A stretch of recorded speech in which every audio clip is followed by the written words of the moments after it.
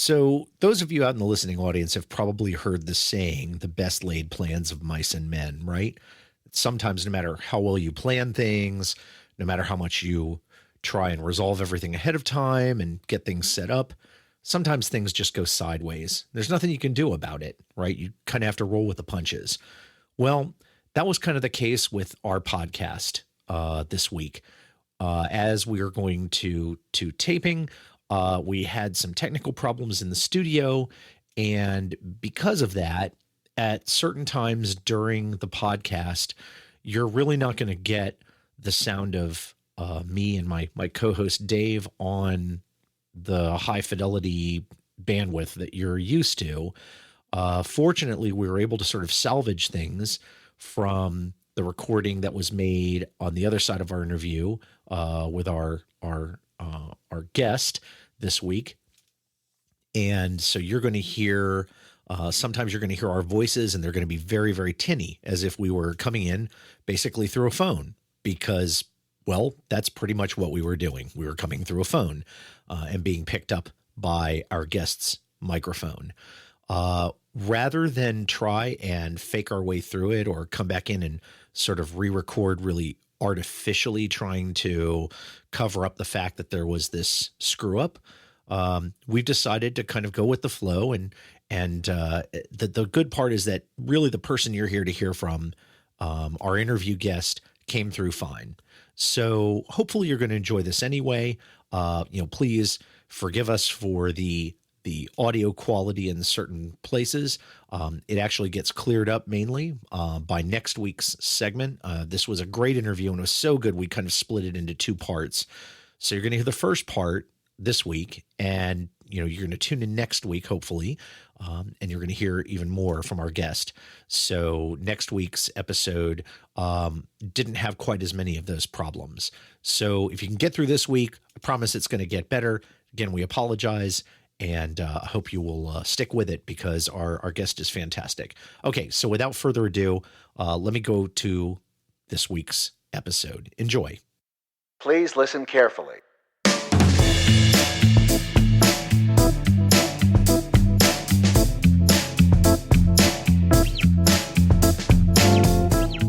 Hi, I'm Paul Frields. And I'm Dave Guzman. Welcome to Practical Bass, where each week we pick a topic of interest to you, the working bass player. We look at it from some different angles and help you take your gigs and your gear to the next level. You can find us on the web at practicalbass.com. You can also use our contact form there to get in touch with us and let us know what you think. If you have a topic you'd like us to cover, if you have some feedback about a show, we would love to hear from you.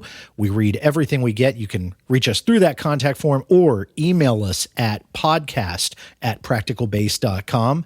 And that goes straight to our waiting inboxes. You can also find us on all the socials: Facebook, Instagram, Twitter, Google+. We're pretty much everywhere that people are social. You can find us. And of course, you can do us a favor and share and subscribe to this podcast. If you've got musician friends, please feel free to pass this on. We try and cover things that are useful for lots of different musicians, but especially bass players. And that brings me to today's special guest. We've done this before. We've done an interview show before, and I'm really, really excited to have a person who's definitely become someone that I've followed with great pleasure over a couple of years, and just watch this person do amazing stuff.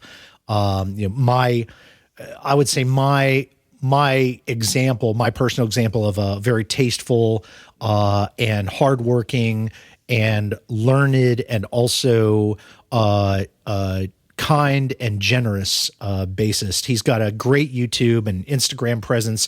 Some of those folks in our audience might have seen his 365 days of bass lessons in 2017.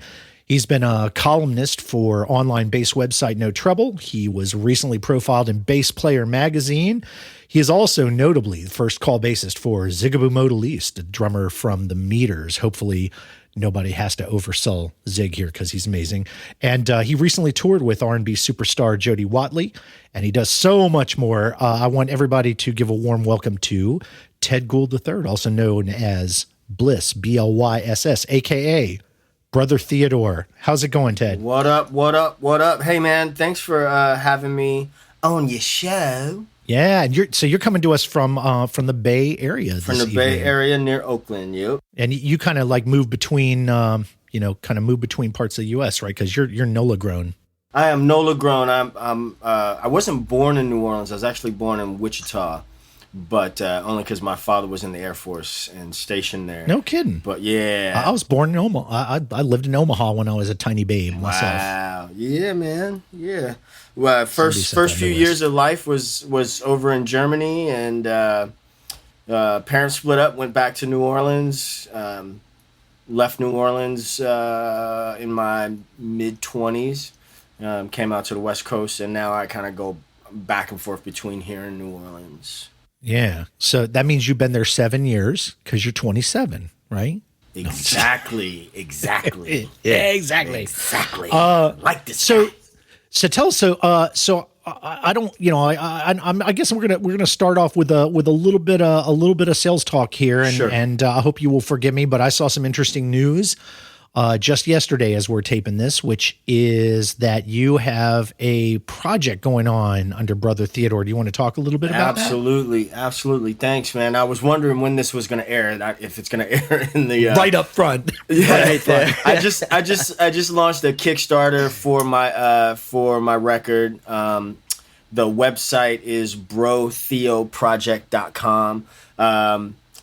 I've been a sideman for a long time, but I used to have aspirations of being an artist. I've written a lot of songs, and there's a lot of stuff going on in my life right now, and I just really came to the place where the musicians were right, the vibe was right, and it was time for me to just kind of lay down my own thing. And super proud of what's going on. And it's not all me. It's definitely a serious team effort. And I've got a guitar player, Cam Perridge, who's been my cheerleader since the beginning. And you guys remember the movie The Commitments? Oh, yes. So Eamon Flynn, who was the keyboard player in the touring band for The Commitments, is handling most of the keys on this record. Fantastic. And also have a guest.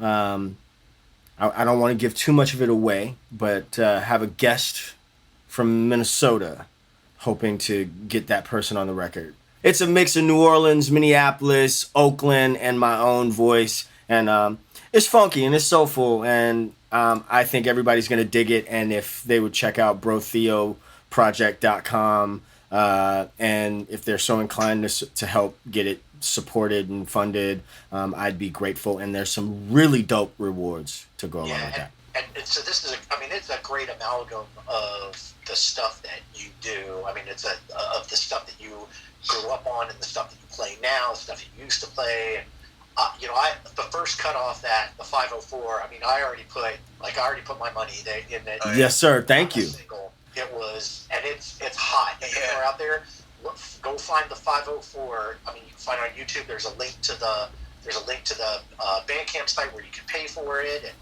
definitely do that because it is well worth twice the money. Thank you. It's on Spotify, all that, on iTunes, all that stuff too.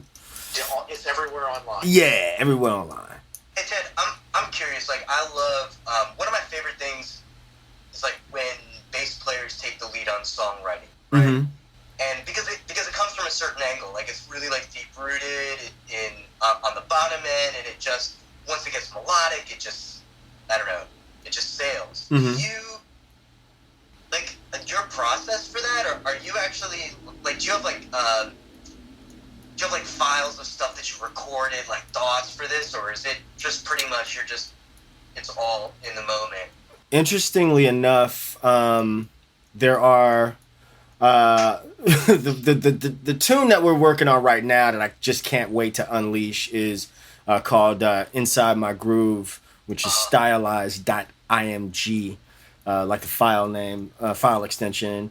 That song I actually wrote back in the late 90s. It's gone through several different incarnations, and it's It's been sitting around. The other there's another tune I wrote for my wife when we first met called Potion 9. That's been around for a while.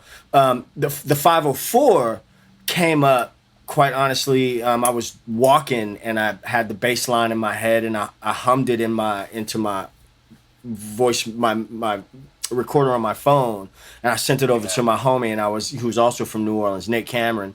I don't know if you know Tank and the Bangers. So Nate is their tour manager. And I said, hey man, write something to this, and he came back with a verse and a hook, and then I came back with a verse, and that's how that song was born. So it comes from different places, but there's one thing that I'm glad you mentioned, that as it's not a bass record.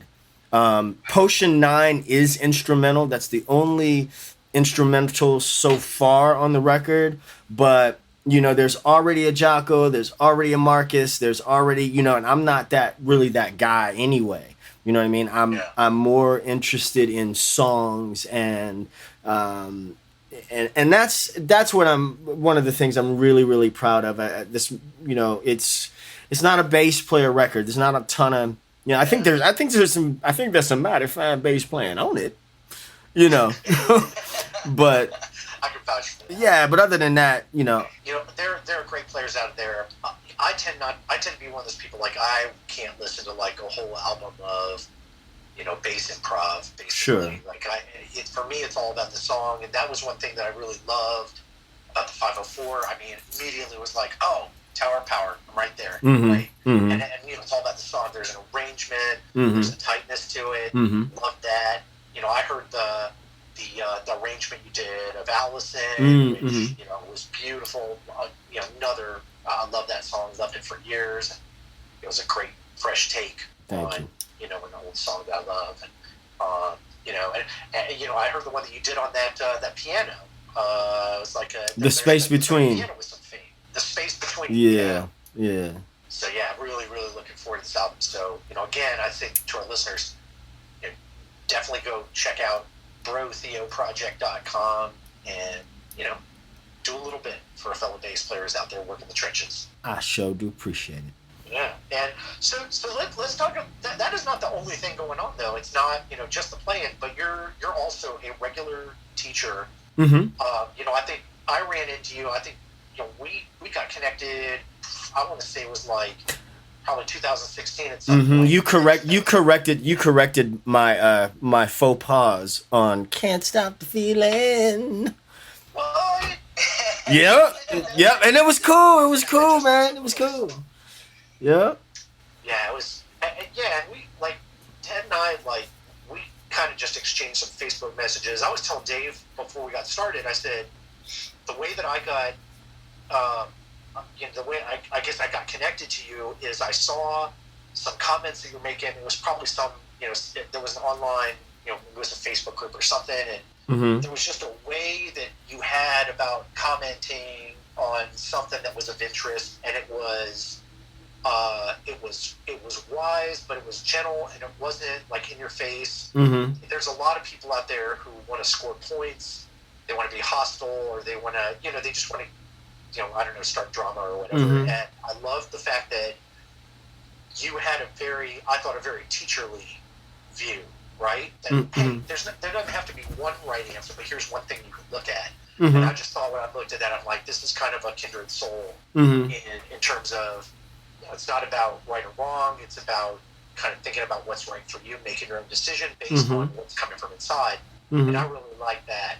And and I have seen, but I've seen that definitely comes out of, very naturally out of the fact that you are a teacher.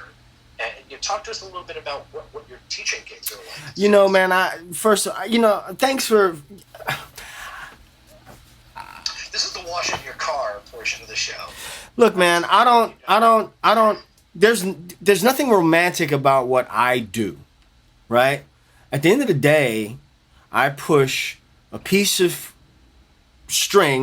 metal string against a piece of wood that's magnified. You know what I mean? It's nothing. Right. I'm not curing cancer.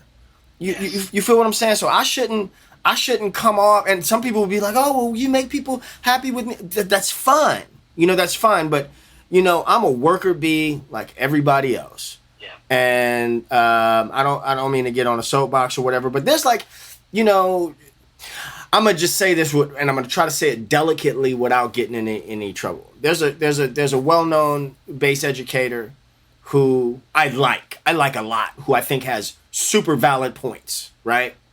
And I think this person is constantly turning people off because there's always a constant need to be right. Yeah. You know what I mean? And it's like, no, your points are like hella valid. You know what I'm saying? But nobody wants to hear them anymore because nobody wants to be beat down like that. Nobody. Right. Not me or anybody else. Anyways, so I slipped and fell into the whole teaching thing.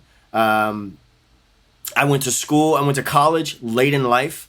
Can I just ramble for a second? No, please. Okay. Do it, man. And I think it's important for me to use this time to like give my the frustration. When I was 33, I was working in a call center. I was working with people that I didn't like, doing things that I didn't like. I hated it. It was miserable. I hated life. I was out on stress leave, believe it or not. Had a motorcycle accident that almost paralyzed me. When I went back, my boss at the time, she inspired me to quit. She said, "If you don't quit, I'm going to fire you because you don't belong here." And when I left, she gave me a book. You know the song "I Hope You Dance"? Yes. She gave me that in a little book, a little like song book where you could little package. Anyways, I went to wash windows. Me and my buddy had a window cleaning business that allowed me to go back to school. I thought I could get cheap bass lessons by going to a junior college in town. And so I did. But they didn't recognize the electric bass. So then I started playing upright. Understand, I'd never played an upright before. I'd never played an upright before, and I didn't read at all. So here I was, 33 years old, and it took me forever to finish that, right? Trying to learn how to read music, all that stuff, with kids fresh out of high school, like standing behind me, pointing out measures and stuff. And at that time, I was also gigging. I was doing some lightweight touring. I was traveling a little bit as well. So I wound up getting an AA. I transferred to a 4-year college, Cal State East Bay. I wound up getting a bachelor's in music at 41. In that journey, I rediscovered an interest in learning. But at the time, like YouTube was just starting to kind of come out, right? Right. And I still have the first like little tutorial video that I ever put up. Then I was like, oh, I kind of like teaching. I kind of like showing. I should use the term showing people stuff because I enjoyed seeing people get from one place to another. And I enjoyed being able to show them things in a way that allowed them to teach themselves. Yes. Right? So after I graduated, I wound up teaching with a place called Music for Minors in San Mateo County. And for about 5 or 6 years, I taught K through 5 general music. Right. So I would go in, and I was the guy with all the percussion instruments and the recorders and all that. Color xylophone and everything. Oh yeah, man. Oh yeah. And that's where that's one of those places where you learn that you can't take yourself too seriously. You can't be with second graders, man, and take yourself too seriously. Yeah. All you need is the 7-year-old to take you down to peggers. That's right. That's right. From there, I went to teach at a place where I'm still. I was taught at another high school, where I was still doing one-on-one classes, and now I teach at a high school called Cova Conservatory in Oakland, where I teach electric ensembles. That's what I like to call them. They're basically rock and R&B bands. Teach modern and classic. This repertoire. is a place that we've seen you like on Facebook, like with you've got like a whole set of kids there and kind of coaching them and cheerleading for them and sometimes like waving them off, like whatever they need. Oh yeah. It's pretty great. It's pretty inspiring. Like this. Thank you, man. Having kids be able to spend time with an adult like that who, is not coming out of a book. You're not lecturing at them. You're kind of coaching them. That's kind of what I see in those videos is, somebody's kind of bringing what they've got out of them right into the room. Mm-hmm. That's pretty great. I'm a little Jack Blackish sometimes. A little School of Rock sometimes, The world could stand to have a little more Jack Black, I think. Yeah, you're right. Like, Ted, one of the things, like, when I get to do, anytime I do a podcast, I get to do a little, like, internet creep and kind of, like, check things out on whatever subject or person, right? So there was, the other day, I'm driving, and I'm just listening to YouTube videos, Mm-hmm. right, Mm-hmm. of yours, Mm-hmm. and there was this one line that, like, it actually, like, it hit me so hard Mm-hmm. and sent me kind of into, like, this spiral. And the line that you said is that you need to trust the journey, Mm-hmm. Mm-hmm. right? And it hit so hard because then I always think back about, and everybody's got this story of, like, how we got here at the base, right? Mm-hmm. And, like, how involved we were, how deep into education, and where we were at, like, whatever point. Maybe we started with theory, maybe we got into, like, jamming, maybe we're the groove person, maybe we're the, whatever it is. Mm-hmm. And we critique ourselves, we critique our journey. Mm-hmm. But at the end of the day, it's like, oh man, if it wasn't for all these, like, weird twists and turns in my process, Mm-hmm. right? Mm-hmm. Like, then I wouldn't be the basis that I am today. Mm-hmm. And there is something about trusting, and there is something about, like, going in and just keep on diving deeper. And it was something about that, the way that you put it there, man, made me feel really good about kind of where I am today Mm-hmm. as a bass player. Mm-hmm. And it made me think, like, man, that's a teacher. Like, that's somebody who's, like, telling me it's cool where you are right now, how you got here, it's great, let's go further. Yeah. I got to tell myself that right now. I'm serious. I'm serious, bro. I'm serious. I'm telling myself that right now because everybody comes to a certain place and then you got to get somewhere else. It's like think about any road trip you ever took, right? Right. Like, hell, think about the vacation movies. It ain't about Wally World. I mean, when they got to Wally World, that was the last 5 or 10 minutes of the movie. It's everything they did before they got to Wally World. It was the journey that makes the movie. That's it. Yeah. That's it. That is the point. Like, it is, and if you don't hit that wall, I'm a big believer that if you don't hit that wall sometimes, probably not trying that hard. Like, you're not pushing that hard, you're not moving. Like, because it's very easy not to hit any walls if you stand still. Mm-hmm. If you move around, if you try to move forward, you eventually are going to hit something, an obstacle, and it's pushing past that, Sure. which is going to get you, like, that next step. Sure. Like, the plateau always looks like a wall until you're on top of it. Sure. Right? Sure. I'm just full of cliches today, apparently. It's all good, man. That's bringing up my cliche side. Oh, good. But I love, like, so the education thing's been huge for me because for me, I came to a point where I realized, like, I've been skating through stuff, right? Gigging, and that's what I call practice, right? That's what I call rehearsal. And then I get to the point where I'm just like, you gotta call a spade sometimes, right? You gotta look in the mirror and be like, what am I really doing? Yep. And the thing is, like, the deeper you go, the more you avoid or feel bad that you haven't been doing what you know you should be doing, it kind of gets further away, unless if you just accept it is what it is. Right. And that's just part of the journey. Like, you know what, man? I needed to be 6 years in a salsa band and just figure out how to play to a clave, and now I'm here. And I think the teacher is somebody who can kind of size that up and say, well, here's your journey. Here, this has been your direction or whatever. Here's a spectrum of possible next steps, right? Yeah. It could be anything from here to here. Which one of these makes the most sense to you where you are now? Right. And then they kind of take you there. Yeah. That really is, and again, I know we're getting very philosophical here. We'll bring it down to earth in a sec. But, the idea, I think, is that, when I see somebody teaching, whether it's, kids or adults or whatever, or, even just like shouting out there to YouTube, the great wide chasm that is the internet, and saying, I've got something to show you. Check this out, and just giving generously like that. I mean, that's clearly somebody who's trying to help people on that journey and that next step. Can I sneak in here for 1 second? Yeah. Oh, yeah. You are the interviewee. Well, let me tell you. I want to say a couple of things, and then I want to mention something about my kids at the school because I don't have any kids of my own. Do you want a couple? Nope. Didn't have to think about that.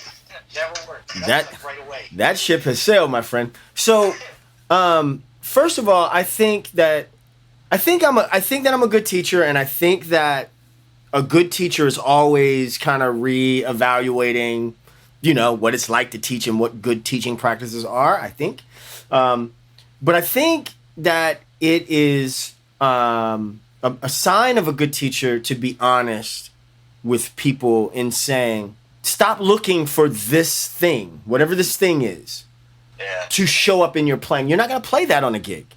You know what I mean? You're not going to play that on a gig, but the thing, like there was I used to be like one student in particular I'm thinking about where I would give this little exercise where I'm like strict alternating these fingers.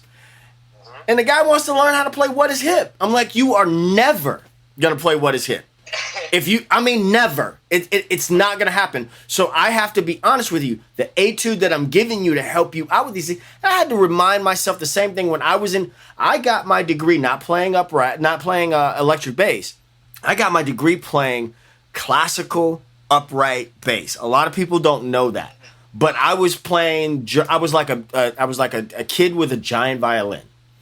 You know what I mean? And my teacher, Pat Klobus, I'd studied with Glenn Richmond over at Chabot, and then I studied with Pat Klobus at Cal State. He would give me these things that seemed, I was frustrated because I was like, I don't know, why am I doing this? And then, it was like, here's this Capuzzi concerto.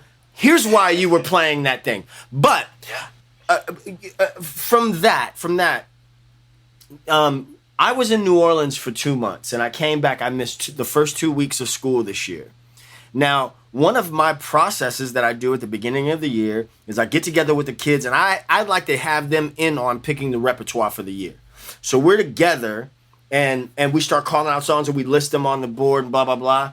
And so when I came back to school this year, after missing 2 weeks, when I walked into the classroom, two of the seniors who have been with me had already done the things that I would have done.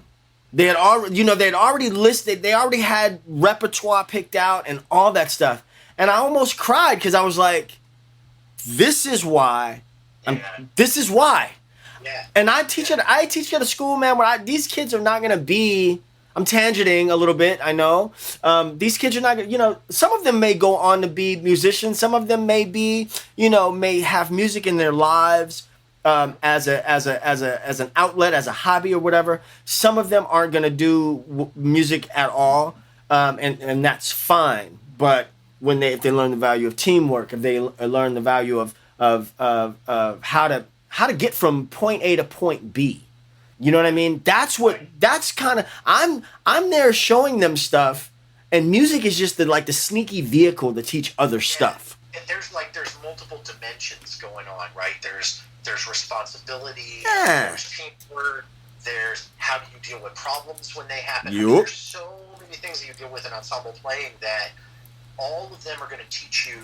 It's not, the music, yes, absolutely, is the primary thing. But like you said, there are all these other things that you're going to pick up along the way that are life skills, right? I think this is a reason why people get very, very passionate about arts in the schools, because it's not about teaching people to be actors or musicians. Right, this show ain't about the money. No, I'm just playing. Did I say that out loud?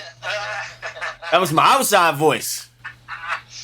But it's really about all the other skills that you're building around that adults don't think about because they're in an office and they don't realize that 50 to 60% of what you're doing in an office has nothing to do with what your work is. Right. It's about politics. It's about being social. It's about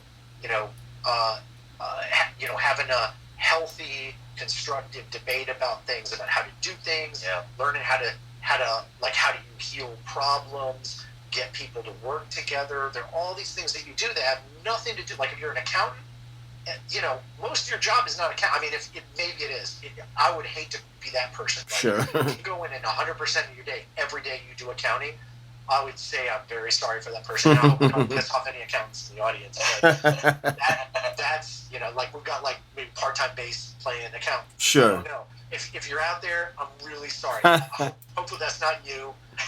But what I'm thinking is like you go in like half your job is that, but the other half is just as important. And that's what, you know, that's what happens in music. So, yeah. So I mean, you know, just to you know, move on from the teaching and so forth. You know, I do want to tap a little bit into like your life as somebody who works professionally as a bass player, right? How like share with our audience. Like some people out there are probably like super part-timing it. We've got some people who are like on the verge where they are like semi-pro. Maybe they're getting paid pretty well. It's a good second job for them. You know, I don't know who all's out there. You know, we may have the whole gamut. You know, anywhere from beginners to, you know, people who are like on the verge of pro out there. You know, what are some of the tools that you use? Like, for example, like how do you like what's your strategy for like keeping your calendar filled up? Like how, you know, share with us some of the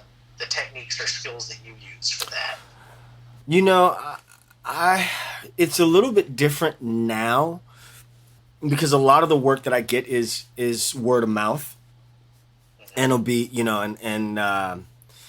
you know, but keeping that word of mouth reputation cool is crucial because it, you know, it only takes one time for the right person to think you're a jerk to get your calendar, you know, a little empty. Let's dive into that for a minute because I think that this is something that's like super, you know, it's super relevant to the show. We've talked about this in episodes about how to conduct yourself on a gig. Like here's some do's and don'ts. Like, give me an example of do you have maybe you have one or maybe you've seen one. It might not be you. Maybe it's somebody. You know, I don't want to like share anybody else's secrets, but have you ever seen somebody come on the gig and like do something that you thought was exemplary, where you're like, that's the thing I need to do in that, you know, if I end up in that situation, that's how I want to come off. Exemplary? Yeah. Maybe either way, good or bad. Well, I'll tell you two things. And one guy I'm gonna call out. I've never had anybody do this. There's a guy in the area named Jason Muscat who is, look him up. He's an absolute beast of a bass player. And he is a sweetheart of a guy. This is the first person and the only person so far. I typically do not backline my rig. I typically don't do it. I don't want to be a jerk, but my stuff is expensive. And I just don't, you know, I'd rather you bring your own stuff and not blow mine, right? Yeah. And I'd rather not think that you blew it. Anyway, but if it's somebody I know, I make an exception, right? Jason is the only person to use my rig. We were on sharing a bill, and when I lifted my head up at the end of the night, there was a thank you card and a $15 iTunes gift card in there, and I just thought that was so classy. It's just like the value of saying thank you. And I've had another guy use my rig and treat me as though I were the help. And I was like, you're using my rig. Now, I'm going to give you an example of something really, really egregious, though. It's one of those things that just, I hate to point it out, but I'm going to point it out because you never know who's on the gig. You never know who's on the gig, and I'm not going to call any names. But there are some decent sized names, recognizable names on the gig, and with connections, right? So anyway, Prince had just passed away, and we were about to do a tribute, and an artist was coming into town, and the artist had given us, you know, charts and everything. We get there, and the artist is coming from LA to Oakland. We got this late night. They're coming straight from the airport to the rehearsal. Guitar player's late, nowhere to be found. Guitar player comes, has obviously not listened to any of the music. On top of that, has got like this really nonchalant sort of attitude about it, right? By the time we get to the gig, it's gotten to the point where the keyboard player who I had just met wound up calling another guy who did the gig, who did that portion of the gig, and absolutely slaughtered it. And by the end of the night, the keyboard player tells this guitar player, "You just blew 100 connections tonight." Right. Let me explain to you that the keyboard player is one of those people that is like so humble, mild-mannered, but in the time that I've known him, every time I realize how deep his connections go, I think about that guitar player and I'm like, you have no idea. Every time this keyboard player thinks of his name, and that's just the way these things work. People think of your name and it takes years to get that kind of stuff off your record, man. Right. It takes years. You gotta like live past that at some point. You gotta. So I'm no longer that guy. Like that's where you have to get to now. Yeah. Right. As opposed to people thinking about you and saying, "Oh, that's that great guy." Like, "Oh man, it was so smooth. Everything went great." And instead, you're like, you have to be like, "No. I'm better now." Right. And dude, and full transparency. There was a period of my life when I had to go on an apology tour. Yeah. That's not a place where you want to be. You don't want people to come across people again, because you will, and have them and have to go back and try to explain. I just saw it in New Orleans, man. When this kid did something at the Maple Leaf, and I said, "Hey, man, look, can I give you some unsolicited advice? Like, what you're doing out here is the stuff that people are gonna remember. They don't care what you did on the stage as much as what you're doing out here. And New Orleans is such a small town. People are already making decisions. Can I get him to sub? You know what I'm saying? Can I get him to, can I send him somewhere? One of the things like you reading the room, like, when people want to buy you, especially in a place like New Orleans. "Oh, can I buy y'all drinks?" Well, when everybody in the room, everybody on the stage says water, don't be the guy that says, "Oh, give me a Jack and Coke." Right. Right. Now that's just me. That's just me. But I want to be the guy. Strive to be the guy. I want to be the guy that when they see me walk in the room, they say, "Okay, we gonna be cool." Right. The song's gonna get played. Ain't nobody gonna be tripping. It's partly, it's a big part of it is about the hang, right? Whew. Are you a person that they can hang with, and then everybody feels good at the end of the night? Yep. Everybody feels, like you've got their back, they've got yours, as opposed to, you can come in and you can be the hottest cat as far as playing, but if dealing with you is hard, it's going to be a lot tougher to kind of make this decision. I mean, it can be done. I mean, if you're somebody who's so stellar that people are willing to write that off, okay, but how many people is that really? Like, Right. How many people are at that level where other folks are willing to write off that stuff, right? Yeah. I would say, don't take your like. I would roll the dice on that one. And it depends. I guess it depends on where you are too. I mean, I live in a place where I'm a good bass player. I won't self-deprecate and say that I'm not. I'm a good bass player. A little sound that goes off that just like is like the key for like there's a little star by it that says this is true. No, I mean, but here's the thing, and this is super important. This is super important for anybody to realize. I'll be 48 years old this year. If I were in my 20s or in my 30s, it wouldn't matter. You get to a certain point where if you see somebody else, if you on a gig and you see somebody else on a gig, you got to realize at a certain level, everybody can play. That's right. Everybody can play. Everybody's good at a certain point. It's not like the only places that you're gonna see like these standout people is high school and maybe your first couple of years of college. You go to Berkeley, or you go, or you go to any one of these urban centers in these churches. Everybody's good. That's right. Right. Everybody's good. I play so many weddings. Yeah. By the time you get that stuff up under your fingers, everybody can play that. And they don't need you to play all your licks. They need you to play the bass line of the song. Right. Hold it down. They need you to play the bass line. So anybody can do that. So at that point, it gets to be, I'm sorry, I got my preacher voice on. I'm about to, hey, let me tell you, one day, you know what I'm saying? Can I get an amen?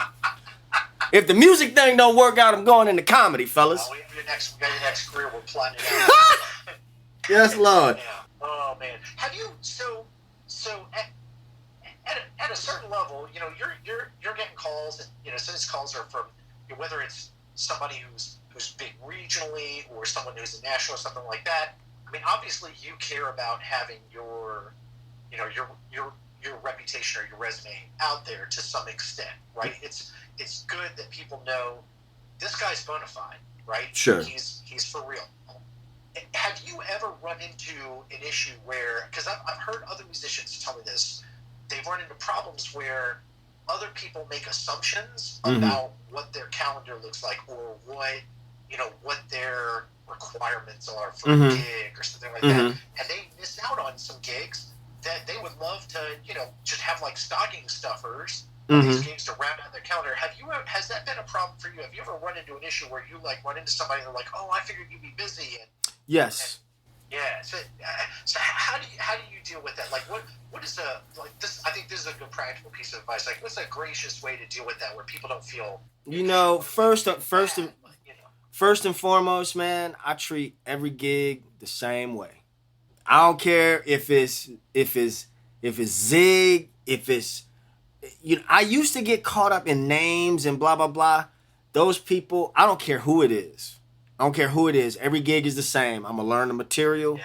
I'm gonna show up on time. My gear is gonna work. I'm gonna dress the part. Period. Right? Yeah. Now, just last night I got a homie, man, and the last few times he's hit me, I haven't been able to do his gig. You know what I mean? I haven't been able to sub for him. And I want to, you know what I mean? Because it's a hot gig or whatever. And I say, bro, just, please don't stop calling. It's just, a lot of times my calendar, I try to get my calendar filled in advance. Not too far in advance, but, we're stepping into October. I gotta keep something on the books. You know what I mean? So it's like a first call, first serve, but I still want to let people know, man, I'm sorry I can't do it this time. Please keep me in mind for next time, or whatever. But I just try to keep everybody respected, all that. I used to do a lot of theater work. And I will be honest with you, I did stop doing a lot of that because particularly when I got on with Zig, because it was a really, really important gig to me, and I never wanted to sub it out, ever. Yeah, yeah. And so I know that, when people hire for theater players, they typically don't want somebody who's going to sub. Yeah, right. You know what I mean? So some folks did kind of get the idea that if I had a Zigaboo gig that came up in the middle of a theater run, that I was probably going to find a way to sub that out. And so I don't get those calls as much anymore. And that, that's okay. That's definitely a part of my life that I miss. Yeah. You know what I mean? Because I really, really enjoyed sitting down with an orchestra and, going through all the rehearsals and blah, blah, blah. But, community theater can be a ton of work with not a ton of money at the end of it. So in a place like the Bay Area where you're always driving, every place, you got to bill in an extra 45 minutes to an hour just to get to your gig. Right. It gets a little tough. So, you know, that was a sacrifice that I had to make. But, and for, you know, and other times, you know, even what I said earlier about, you know, wanting to make the gig easier and blah, blah, blah, you're not going to please everybody all the time. So there's some gigs, you know, I, for whatever reason, just might not be the right guy for. Yeah, for sure. And there's some, you know, so there's some acceptance that needs to come along with that as well. Yeah, absolutely. I mean, I think everybody should probably know, you know, at some point like this, I know, like I would know where my wheelhouse is. And sometimes you want to stretch. And then other times, you know, you really want to figure out, is this gig going to be good? Is this a good gig for me to take? And there's lots of reasons for that. Like one reason might be, okay, this is a stretch, but it's a good stretch, as opposed to like, I'm so far out of my element that there's no way I can fit the bill. Right. And I'm only going to walk away from here having hurt, you know, these other folks who were looking for, like, I'm going to have dashed their expectations. They had certain expectations. I'm not going to be able to meet them. Right. I'm not the guy that nobody's going to. Somebody asked me for a gig just recently, and I was just straight up. I was like, I'm really, when I was down in New Orleans, and it was a long gig, you know what I mean? And it was going to be a lot of jazz, you know, and, you know, I've got some jazz under my fingers and stuff, you know what I mean? It was, I don't want to name drop. I don't know what to name drop, but it was a well-known trumpet player in New Orleans. Yeah. Mm-hmm. And the first, in my heart, my first, you know, go out there and market yourself and right. network and blah, blah, blah. But then the flip side of that is you go out there and you're not the right guy for the gig, you're going to do more to hurt yourself. Yeah, so I just had to be honest. Hey man, I'm not really that guy. And people appreciate you just being honest with that. Funny story. I am going to name drop this time. Yeah. I was playing at the Edge in Palo Alto years ago, and Maroon 5 hadn't hit yet, and Evanescence was like they had Bring Me Back to Life was like the hot thing. Yep. So, matter of fact, I remember taking Jimmy Vita to Kinko's or something in my car. Never mind. That's another story. But the passenger side door didn't work, and he had to jump in and out of the window. But that's another story. But at the time, so Evanescence was on the bill, and the bass player had just quit or something like that. But they were doing the whole Pro Tools rig and all of that stuff, right? And so I'm backstage talking to Amy and the manager, and she kind of was like lightweight talking about getting another bass player on the gig. And the manager is looking at me and he's looking at her, and he's like, everything about him said, you know, this is not the guy for the gig. He's too old. He's too African American. I mean, you know, and that's not, you know, look, that ain't no racial thing. That ain't no, you know, but I know, like, you know, like everybody else know, I don't fit that image. You know what that band is looking for. Yeah. And I mean, that's kind of set by the masses, you know. Ain't nothing wrong with that. It's good to know you know, your limitations. Yeah. Right. All right. So here's where we're going to break in, I think, and maybe take a pause, because we had a really nice long talk with Ted, and I think rather than have everybody try and queue up, the next bit or remember where they left off, we're going to pull this into another segment maybe next week. So let it breathe. Yeah, absolutely. Let it breathe. So hopefully you guys enjoyed what we had on the show. This time, Ted was a fantastic guest. If you'd like to, drop us a line, let us know what you thought. If you'd like to drop concepts on us or ideas for what you would like to hear in future podcasts, please do that as well. We love listener mail. You can reach us at our contact form on the website, practicalbase.com, or you can email us at podcast@practicalbase.com. You can also reach us through the social media, Facebook, Twitter, Google Plus, Instagram, whatever it is, we're probably out there socialing right now. We don't even know how we're doing that simultaneously with recording, but it's happening We're doing right it now. Yep. So go check it out. Get in touch with us. Don't be shy. And we hope that you will subscribe to the podcast. Just use your favorite podcatching app, whether that's on your iPhone or your Android phone, a tablet, your Mac, your PC, whatever the case may be. Just go to the podcasts function, look for Practical Base. You can do a search on Practical Base, and when our logo comes up, hit subscribe. You're going to get fresh episodes delivered to you 100% for free every week, courtesy of us, because that's what we love doing. Yeah, right. I mean, that's it's our way of kind of giving back, and we hope that you'll give back as well by sharing this with other bass players. Share it online and social media. It helps us kind of spread the love. It helps other people hear about what we're doing here. So if you like it, share it with someone that you like. Yeah. I think that's a good rule of thumb. Nice. Right? It's a good way to go through life. It is good. Yeah. So, we hope you will share good things with the people that you like in your life. Just in general, I think you should do that until next week. And until then, I'm Paul Fields. And I'm Dave Guzman. This has been Practical Bass. Thank you for listening.